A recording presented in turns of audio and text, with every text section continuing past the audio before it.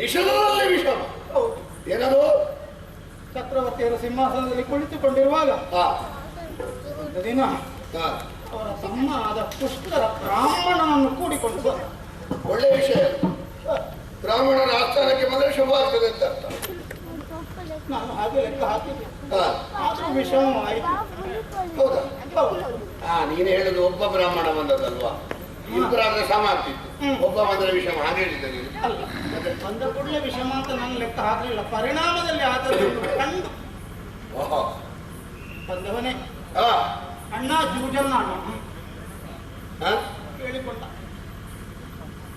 ಅದಕ್ಕೆ ಸಮ್ಮತಿಸಿದ್ರು ನನ್ನ ಚಕ್ರವರ್ತಿ. ಅದಕ್ಕೆ ನೀನು ಇಷ್ಟೊಂದು ಮುಖ ಬಾಡಿಸಿಕೊಂಡು ಹೇಳುದ? ಸಪ್ತ ವ್ಯಸನಗಳಲ್ಲಿ ಜೂತ ಒಂದು. ಹಾಗೆಂದು ಸಮಾನ ಮನಸ್ಕರೊಂದಿಗೆ ಸುಹೃದ್ಯೂತ ಆಡಬಹುದು ಎನ್ನುವುದು ಶಾಸ್ತ್ರ ಉಂಟು. ಅದಕ್ಕೆ ನೀನು ಇಷ್ಟು ತಲೆಬಿಸಿ ಮಾಡಿಕೊಳ್ಳುದು ಯಾಕೆ? ತಮ್ಮನೊಂದಿಗೆ ಅಲ್ವಾ ವಿನೋದಕ್ಕೆ ಆಟ? ವಿನೋದಕ್ಕಾಗಿ ಆದ್ರೆ ಅದು ವಿಷಮಕ್ಕೆಡೆ ಆಯಿತು. ಹೌದಾ? ಹೇಗದು? ಹೊಟ್ಟೆ ಇಟ್ಟು ಲತ್ತೆ ಅದು ಯಾಕೆ? ಜೂಜಿನಲ್ಲಿ ಒಂದು ಉತ್ಸಾಹ ಬರಬೇಕು. ಕಳ್ಕೊಂಡು ಎಂತದು ಕಳ್ಕೊಳ್ಳೋದು? ಚಕ್ರವರ್ತಿಗಳ ಭಂಡಾರದಲ್ಲಿ ಮರಳ ರಾಶಿಯ ಹಾಗೆ ಸಂಪತ್ತುಂಟು. ಏನೋ ಸಣ್ಣ ಪುಟ್ಟ ವಸ್ತುಗಳು ಹೋದ್ರೆ ಒಂದು ಸಮುದ್ರದಿಂದ ಒಂದು ತಂಬಿಗೆ ನೀರು ತೆಗೆದ್ರೆ ಸಮುದ್ರದ ನೀರು ಕಡಿಮೆ ಆಗ್ತದೆ. ಸಣ್ಣ ಪುಟ್ಟದ್ದು ಹೋಗಿರ್ಬೋದು. ಭಂಡಾರವನ್ನೇ ಒತ್ತೆ ಇಟ್ಟು ಆಡಿದೆ. ಏನಂದ್ರೆ? ಭಂಡಾರವನ್ನು ಒತ್ತೆ ಇಟ್ಟು ಏನಾಯ್ತು? ಕಳ್ಕೊಂಡ್ರು. ಆಟ ನಿಂತಿದ್ದೆ. ಮುಂದುವರಿಯಿತು. ಚದುರಂಗ ಸೇನೆಯನ್ನು ಒತ್ತೆ ಇಟ್ಟು ಆಡಿದ್ರು. ಪರಿಣಾಮ ಸೋಲಾಯಿತು. ಆಟ ಮುಂದುವರಿಯಿತು. ಚಕ್ರವರ್ತಿಗಳು ಭೂಮಂಡಲವನ್ನೇ ಒತ್ತೆ ಇಟ್ಟು ಆಡಿದ್ರು. ಚಕ್ರವರ್ತಿಗಳು ಗೆದ್ದರೆ ಸೋದರು. ಎಲ್ಲವನ್ನು ಕಳೆದುಕೊಂಡು ನಳ ಚಕ್ರವರ್ತಿಯರು ಪುಷ್ಕರನಿಗೆ ಒಪ್ಪಿಸಿ ಕೇವಲ ಕೌಪೀನನ್ನು ಉಟ್ಟುಕೊಂಡು ಮಡದಿ ದಮಯಂತಿಯ ಸಹಿತ ಕಾಡು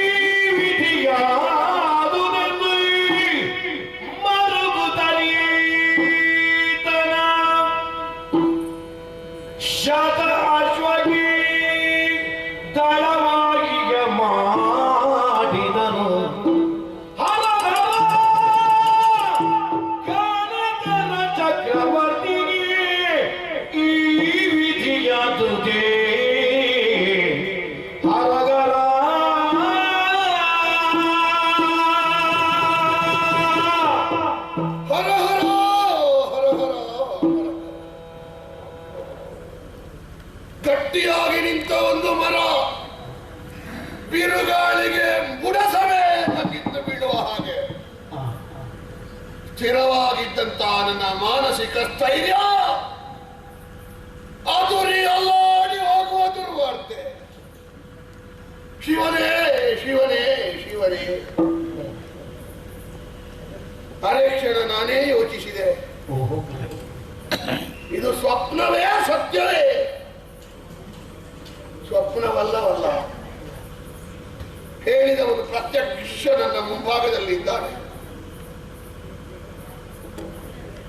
ಎಲ್ಲವನ್ನೂ ಕಳೆದುಕೊಂಡ ಘನತರ ಚಕ್ರವರ್ತಿ, ಉಣ್ಣುವುದಕ್ಕಿಲ್ಲದೆ ಉಡುವುದಕ್ಕಿಲ್ಲದೆ ತುಂಡು ಬಟ್ಟೆಯನ್ನುಟ್ಟುಕೊಂಡು ಅಡವಿ ಪಾಲಾದರೆ ಯಾರಾದರೂ ದೇಹಿ ಎನ್ನುವುದಾಗಿ ಬಂದರೆ ಅವರಿಗೆ ಉಡುವುದಕ್ಕೆ ಉಡುಗೆ, ಉಣ್ಣುವುದಕ್ಕೆ ಅನ್ನ, ಇರುವುದಕ್ಕೆ ಆಶ್ರಯ ತೆಗೆದು ಮೊಗೆದು ಕೊಟ್ಟ ನಮ್ಮ ಪ್ರಭು ದೇಶಿಗರಂತೆ ಕಾಡಿನತ್ತ ಮುಖ ಮಾಡಿದರೆ ವಿವೇಕಿಯಾದ, ಪ್ರಾಜ್ಞನಾದ, ಬಹುವಿದ್ಯಾ ಕೋವಿದನಾದ ನಳಚಕ್ರವರ್ತಿ ದ್ಯೂತದ ದುರ್ವ್ಯಸನಕ್ಕೆ ಯಾಕೆ ಬಲಿಯಾದ?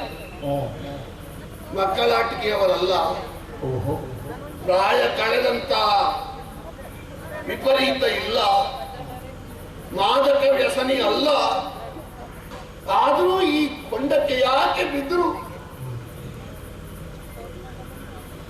ಕಾಲದೋಷವೇ, ಕರ್ಮದೋಷವೇ? ಕಾಲದೋಷ. ನಮ್ಮ ಚಕ್ರವರ್ತಿಗಳ ಆಳ್ವಿಕೆಯಲ್ಲಿ ಧರ್ಮದೇನು 4 ವಾದಗಳನ್ನು ಊರಿ ನಿಂತಿದ್ದಾಳೆ. ಮತ್ತೆ ಎಲ್ಲಿಂದ ಕಾಲದೋಷ? ಕರ್ಮದೋಷವೇ? ಬಿಳಿ ಬಟ್ಟೆಯಂತಿರುವಂತಹ ಬದುಕು ನನ್ನ ಚಕ್ರವರ್ತಿಯದ್ದು. ಹುಡುಕಿದ್ರೆ ಒಂದು ಕಪ್ಪು ಕಲ ಕಾಣಲಿಕ್ಕಿಲ್ಲ, ಮತ್ತೆಲ್ಲಿಂದ ಕರ್ಮದೋಷ? ಹಾಗಾದ್ರೆ ಏನಿದು? ವಿಧಿ ಕಟ್ಟಿದ್ದು ನಮ್ಮ ಕಳೆಯಲಿಕ್ಕೆ ತೀರ್ಗುವೆ. ವಿಧಿ ಕಟ್ಟಿದ್ದು ನಮ್ಮ ಕೈಯಿಂದ ಬಿಡಿಸುವುದಕ್ಕೆ ಸಾಧ್ಯ ಉಂಟೆ? ಆದರೆ ಅವರ ಆತ್ಮೀಯ ಮಿತ್ರನಾದ ನನ್ನ ಬಳಿಗೆ ಬಂದು, ಮಿತ್ರ, ನಾನು ಜೀವನದಲ್ಲಿ ಸೋತೆ, ಈ ಒಂದು ಮಾತು ಹೇಳುತ್ತಿದ್ರೆ ಅವರನ್ನು ಪೀಠದಲ್ಲಿ ಕುಳಿತುಕೊಳ್ಳಿಸಿ ನಾನು ಅವರ ಕಾಲಬುಡದಲ್ಲಿ ಕುಳಿತುಕೊಂಡು ಕಾಲು ಒತ್ತುತ್ತಿದ್ದೆ. ಈ ಕಷ್ಟ ಕಾಲದಲ್ಲಿಯೂ ಈ ಮಿತ್ರನ ನೆನಪಾಗದೆ ಬರ್ಲಿಕ್ಕಿಲ್ಲ.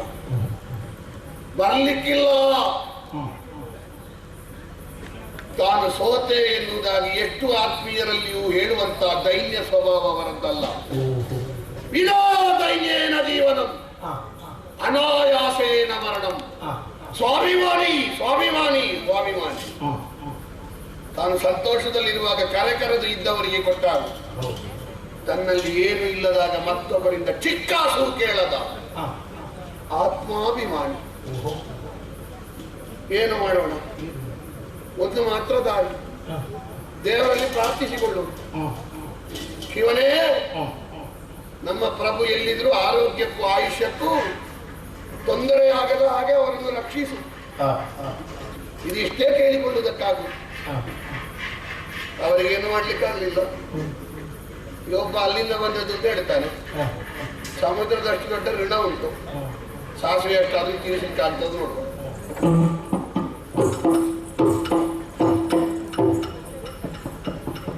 ಅಯ್ಯ, ಪಗಡೆಯಲ್ಲಿ ಪಣ ಇಟ್ಟದ್ದು ಚಕ್ರವರ್ತಿಗಳು ಮಾತ್ರ ಅಲ್ಲವೇ? ನಿನ್ನನ್ನು ಪಣ ಇಟ್ಟಿಲ್ಲ ಅಲ್ಲ? ನಿನಗೆ ರಾಜ್ಯ ಭ್ರಷ್ಟತೆ ಸಿಗಲಿಲ್ಲಲ್ಲ? ಮತ್ತ್ಯಾಕೆ ನಿನಗೆ ಸುಖವಾಗಿ ಉಂಡುತ್ತ ಅಲ್ಲೇ ಇರಬಹುದಿತ್ತಲ್ಲ? ನಳ ಚಕ್ರವರ್ತಿಗಳು ನನ್ನ ಪಾಲಿನ ಭಾಗ್ಯ ದೇವತೆ. ಅವರಿಲ್ಲದ ಸ್ಥಳದಲ್ಲಿ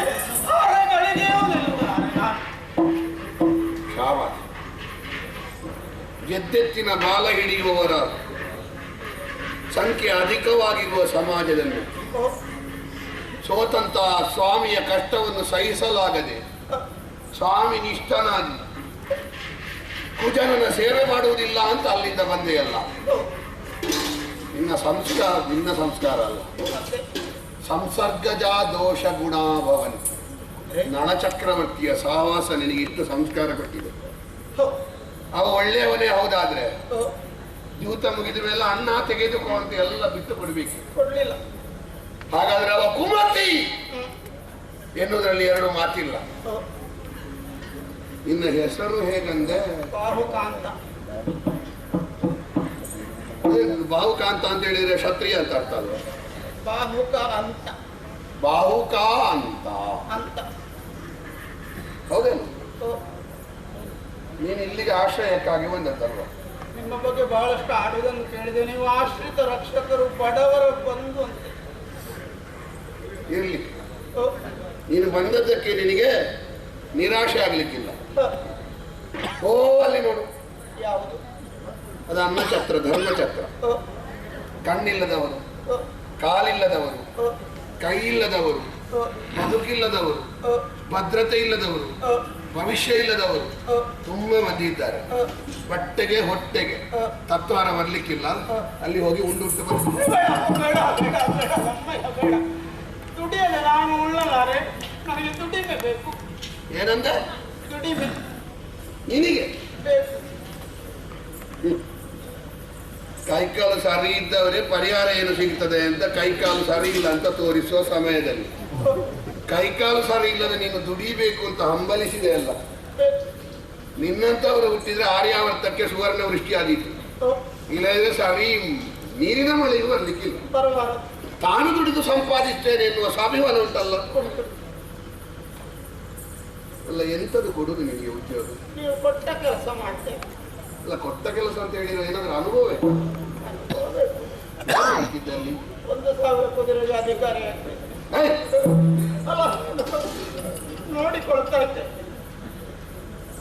ನೀನು ನೋಡಿಕೊಳ್ತಿದ್ದ 1000 ಕುದುರೆಗೆ ಅಧಿಕಾರಿ ಚಕ್ರವರ್ತಿ. ಅವರು ದೊಡ್ಡವರು, ಲಕ್ಷ ಲಕ್ಷ ಕುದುರೆ ಉಂಟು, 1000 ಕುದುರೆ ಅವರ ಉಪಯೋಗಕ್ಕೆ ಇಟ್ಟಿದ್ದಾರೆ. ನಾವು ಅಷ್ಟೇನು ದೊಡ್ಡವರಲ್ಲಪ್ಪ. ಇಲ್ಲಿ 1000 ಕುದುರೆ ಇರು, ಅದರಲ್ಲಿ 100 ನಮ್ಮ ಉಪಯೋಗಕ್ಕೆ ಉಂಟು. ಅದು ರಾಜ ಮರ್ಯಾದೆಗೆ ಇಟ್ಟದ್ದು.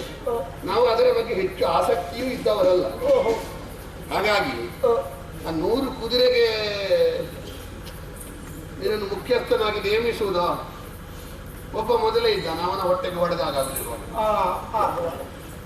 ಒಂದು ಕೆಲಸ ಮಾಡಿ, ಅವನ ಸಹಾಯಕನಾಗಿರು. ಒಂದು ಕೆಲಸ ಮಾಡಿ, ಆ ಕುದುರೆಗಳಿಗೆ ಹುರುಳಿ ಬೇಯಿಸಬೇಕಾಗ್ತದೆ. ಹುರುಳಿ ಬೇಯಿಸಬೇಕಾದ್ರೆ ಬೆಂಕಿ ಹಾಕಬೇಡುವ? ಹಾಕಬೇಕು. ನೀರು ಬೇಡುವ?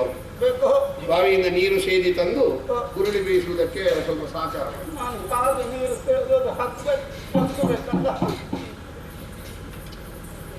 ಹೌದಲ್ಲ, ಬೇರೆರಡು ಮುರುಟು ಗಟ್ಟಿದೆ. ಎಲ್ಲಿಂದ ಹಗ್ಗದಿಂದ ಬಾವಿಯಿಂದ ನೀರು ಸೇದುವುದಕ್ಕೆ ಸಾಧ್ಯ? ಬೇಡ, ನೀನು ಕಾಡಿಗೆ ಹೋಗಿ ಸ್ವಲ್ಪ ಕಟ್ಟಿಗೆ ತಾ. ಕೊಟ್ಟಿಗೆ ಯಾರು ಬರ್ತಾರೆ? ಕೊಟ್ಟಿಗೆ ಯಾಕೆ? ನೀನಲ್ವಾ ಜನ ಕೆಲಸಕ್ಕೆ? ಕಟ್ಟಿಗೆ ಕಡಿಬೇಕು, ಹೊರೆ ಮಾಡಿ ತಲೆ ಇರಿಸಬೇಕು, ಈ ಕೈಗಳಲ್ಲಿ ಅದಷ್ಟೇ. ಇದನ್ನು ಕಾಡಿಗೆ ಕಳಿಸಿ ನನಗೆ ಮತ್ತೊಂದು ಪಾಪ ಬಂದಿತ್ತು.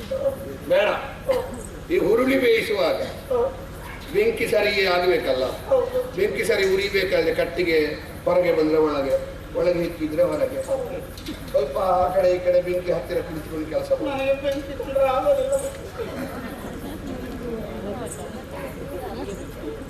ಇದು ಎಲ್ಲ ವಿಷಯವಾಗಿ ಉದ್ಯೋಗ ಇಲ್ಲ ಅಂತ ಹೇಳುವಾಗ ನೀವು ಕೊಟ್ಟ ಕೆಲಸ ಹೇಳಿದ ಮೇಲೆ ಅದ ಹಾಗೆ ಇದು ಹೀಗೆ 1000ನೇ ಅವನು ಹೇಳುದು. ನಾನು ಹೇಳಿದ್ದು ಯಾವುದಾಗುದಿಲ್ಲ ಅವನಿಗೆ. ಮತ್ತೆ ಎಂತದ್ದು ನೀನು ಮಾಡಿ ನೀವು ಕೆಲಸ ಮಾಡು. ಅವ ಮುಖ್ಯವಾಗಿ ನೋಡಿಕೊಳ್ಳುವ ಇದ್ದಾನಲ್ವಾ?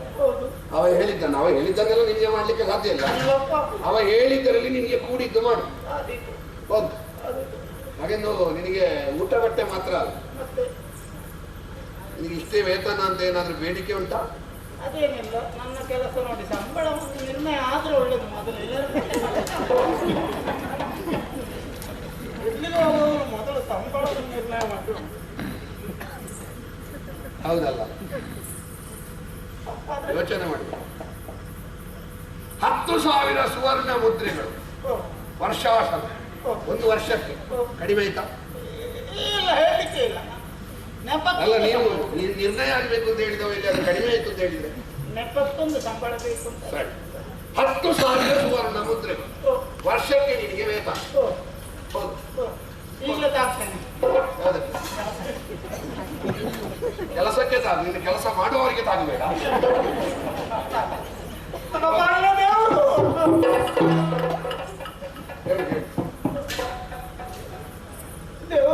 ನಾನು ದೇವರಲ್ಲ, ನಿನ್ನ ದುಡಿಮೆ ನಿನಗೆ ದೇವ. ನಾವು ಉಣ್ಣುವ ಪ್ರತಿಯೊಂದು ಅನ್ನದ ಕಾಳಿನಲ್ಲಿ ನಮ್ಮ ಹೆಸರು ಬರೆದಿರ್ತದೆ. ಒಂದು ಹೇಳ, ನಾನು ನಮಗೆ ಎಷ್ಟು ಅನ್ನ ಸಿಗಬೇಕು ಅಂತ ದೇವರು ಬರೆದಿದ್ದಾನೆ. ಅದನ್ನು ಯಾರು ರಾಜಕೀಯ ಮಾಡಿದ್ರು ತಪ್ಪಿಸ್ಲಿಕ್ಕೆ ಆಗುದಿಲ್ಲ. ನಮಗೆ ಸಿಗದೇ ಇರುವುದನ್ನು ನಾವು ಬಟ್ಟಲು ತುಂಬ ಹಾಕಿಕೊಂಡ್ರು ನಮಗೆ ಉಣ್ಣುವುದಕ್ಕೆ ಆಗಲಿಕ್ಕಿಲ್ಲ. ನೀನು ಉಣ್ಣುವ ಅನ್ನದ ಹೆಸರು, ನಿನ್ನ ಹೆಸರನ್ನು ಬರೆದಿಟ್ಟದ್ದು ಬಹುಶಃ ಅಯೋಧ್ಯೆಯ ಭಂಡಾರದಲ್ಲಿ ಅದನ್ನು ಒಳ್ಳೆದ.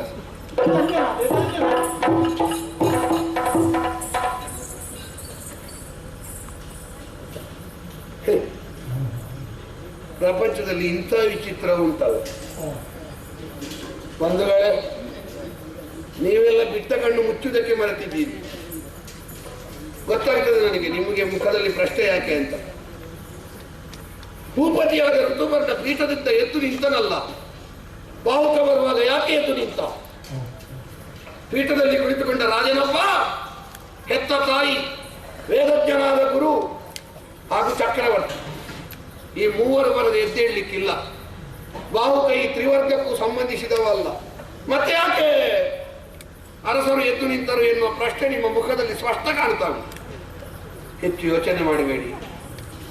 ಲೋಕದಲ್ಲಿ ನೋಡದೇ ಇರುವ ವಿಚಿತ್ರವನ್ನು ನೋಡುವಾಗ ನಮಗೊಂದು ಅಯಾಚಿತವಾಗಿ ಕಾರ್ಯ ಘಟಿಸಿ ಹೋಗ್ತದೆ.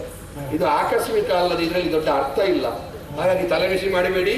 ಇವತ್ತಿನ ಸಭೆಯಲ್ಲಿ ವಿಶೇಷ ಏನು ಕಾಣಿಸುವುದಿಲ್ಲ. ಮುಕ್ತಾಯಗೊಳಿಸ್ತೇನೆ. ನಮಸ್ಕಾರ.